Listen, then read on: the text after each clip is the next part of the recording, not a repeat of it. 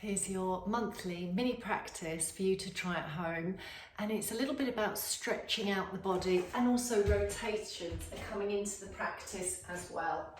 So we're going to start in kneeling toe stand. So draw all of your toes into spaciousness as you tuck them. Obviously great to have bare feet for this, and let your body sit down so the buttocks are resting onto the heels for a moment. And allow yourself to come into some really lovely mindful breath cycles here. Inhaling, exhaling, perhaps closing the eyes and noticing the breath. And where is the breath moving within you? And obviously you can stay a little bit longer in this pose if you wish, but for the purposes of this short practice, now bring those arms overhead, lace the fingers together, lengthen up, maybe look up towards the sky, and even consider a little bit kneeling back, placing a little bit more pressure into those tucked toes, creating strength in the inner arch of the foot and stretching out all of the toes. As you release, draw the elbows down to the earth. Maybe untuck those toes if you wish, and start to roll that pelvis, curling it under, rounding your spine, chin coming in towards the chest, look to your heart centre, and then extending, getting into some lovely flow in your spinal column, and breathing mindfully, moving and breathing. And then slide those forearm elbows forward as you reach your legs back and land the body, lengthening out through the legs and entering Sphinx Asana, adjusting as necessary. You can see I'm adjusting here. I'm just trying to wiggle forward and wiggle back, rolling the shoulders away, pressing the forearm bones in and imagining the elbows drawing towards the chest, creating a little bit more lift in the chest. And then take a rotation, look over the left shoulder and releasing, and turn to look over your right shoulder. And draw the body forward, place the hands under the shoulders or down by the sides of the ribs, and as you tuck the toes under, press up. Strong arms, almost like a hybrid up dog pose, and then rounding the spine, sending the buttocks towards the feet and lengthening out through the arms and surrendering into extended child's pose. Lifting hips high, up and back, crouching dog. Really again, get into those beautiful spreading toes, inner arches. As those knees bend, encourage the belly and chest to meet towards those thighs or draw towards those thighs, and then lovely energy of pedaling out those legs. Mindfully reaching each heel back.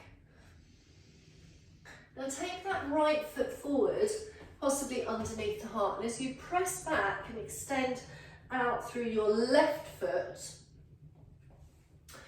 let your body lengthen, so bring your body away from the earth, and just as you draw that sternum forward, front knee can soften of course, bring the right fingertips on the inside of that right foot and sweep open into your rotation. And you can of course elongate that front leg if that's appropriate and available to you. And breathe as you soften back to the earth. Let your crown descend. And then we're going to twist the other way. So left fingertips on the earth, or the brick or the block, softening into the right knee. Lift your chest forward, up, and spiral and glide the right arm towards the sky. I quite like to open the thumbs away from the fingers, lengthening again through both legs, perhaps. Maybe even taking a half bind here, taking the right arm around your back waist. As you take the fingertips to the earth and frame the foot, slide the left leg further back, coming into a stretchy a stretchified high lunge, and then let the knee come down and float the arms overhead, inhaling. Exhaling, press the palms, lift the leg, and you will step back to cat or dog. I'm going to come into another little bit of pedaling, and then also take the hips right and left in the down dog. You can do a similar thing with your knees down. Left foot steps forward from centre. Let yourself adjust. Draw that chest forward, even if it means that you're coming up into standing, which is perfectly fine. Softening that front knee, but really feeling grounded and anchored through that back leg. Open twist first, left fingertips on the inside of the left ankle foot, or you can hold your leg or place your brick or block there. And then spiral out, twist as best you can, breathe and stabilise. Relax, maybe take a fold. Your choice to then come to the other side of that twist. Quite good to soften the knee first. Lengthen spine, lengthen heart. Pull pelvis into balance as best you can. Maybe wrap that left arm around the back waist, creating a half bind. And then fold. Folding is an option. Letting that crown come down. And then reach the fingertips forward. Step your right foot toes further back. Perhaps lower the hips and pause here. Shoulder blades draw into that back waist. So pose of high lunge. Lovely stretch for the front of the right hip. Coming into the hip flexors there. And as the knee comes down, soften the foot. Circle or float your arms overhead and Janyasana, crescent lunge.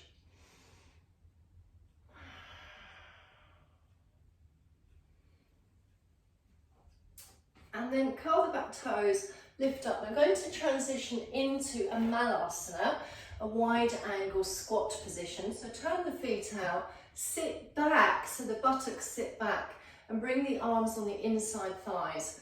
Maybe take a little swaying action here. You might want to stand up a little taller if your knees will not allow you to sit deeper. But those that can, allow yourself to come in and down. Maybe bring the palms together, pressing the upper arms inside those thighs. Allow another opportunity for mindfulness of breathing and to connect to yourself here. And then release to your seat.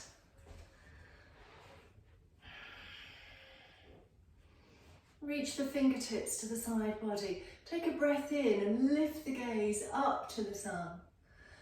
Exhaling down into your heart. And then find a side bend.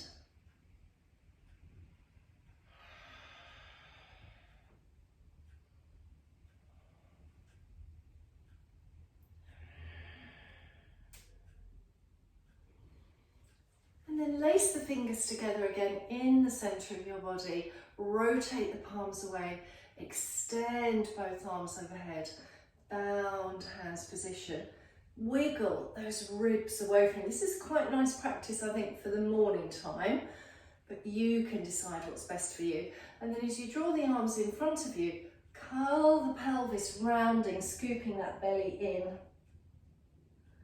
Let's find that once more, breathing in to expand. Important that the upper arms are around by the ears and that you have that strong attention to an upright posture. So it's not always the best thing to lengthen the arms, especially if they're coming forward. Yeah, so have a softer elbow here if that feels good for you. And then again, when you're ready, coming into that rounded position. Scooping out. And then reach the fingertips behind you. Step your feet forward. Finishing with some strength. Fingertips press into the hips, into the direction of the hips, although the hands can turn outwards if you prefer. Be grounded through those intentional feet, deliberate pressing of the toe knuckles down as you rise the hips, maybe hover here, or lift, lift, lift, lift, lift into tabletop, lengthen those knees forward and possibly take the gaze to the sky. But I would really avoid hanging that head back and down, and not necessarily lingering there too long if you feel that you haven't got those arms well supporting the shoulders. Really a good pose to use with 2 blocks underneath you as well. And then maybe the knees soften forward, the legs lengthen away. Sweep arms up overhead and exhale, coming into a soft seated fold.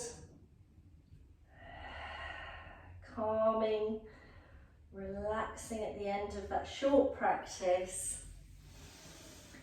And then as you come up to sit, just really important to notice how you feel. And even in a short practice like that, we can find a good shift of energy towards stagnant and into spacious, or from stagnant to spacious is what I really meant. Well done, hope you enjoyed that one.